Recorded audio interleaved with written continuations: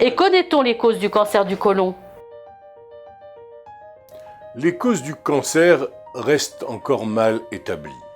Dans certains cas, les gènes qui déterminent l'activité d'une cellule subissent une mutation et commencent à donner des instructions qui entraînent la croissance anarchique des tissus.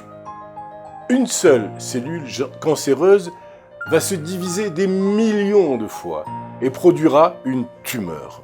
Les tumeurs développent leur propre vaisseau sanguin afin de s'assurer un approvisionnement en oxygène suffisant.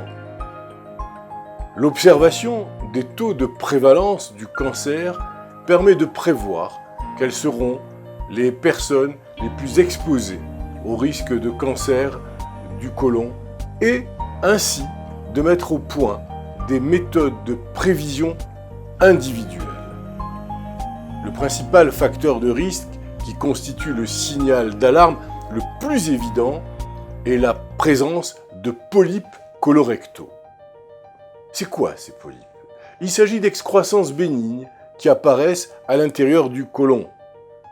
Le terme bénin signifie que ces excroissances ne sont pas elles-mêmes, bien sûr, cancéreuses. Par contre, la présence d'un grand nombre d'excroissances bénignes entraîne des dangers, car certaines d'entre elles sont susceptibles de se transformer en tumeurs cancéreuses.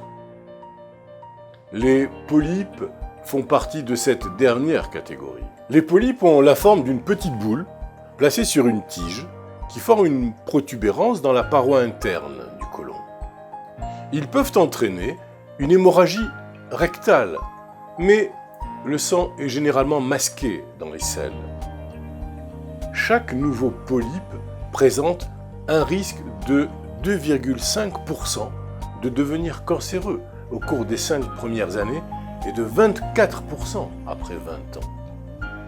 Les polypes plus gros sont plus susceptibles de se transformer en tumeurs malignes. Certaines personnes présentent plus d'un polype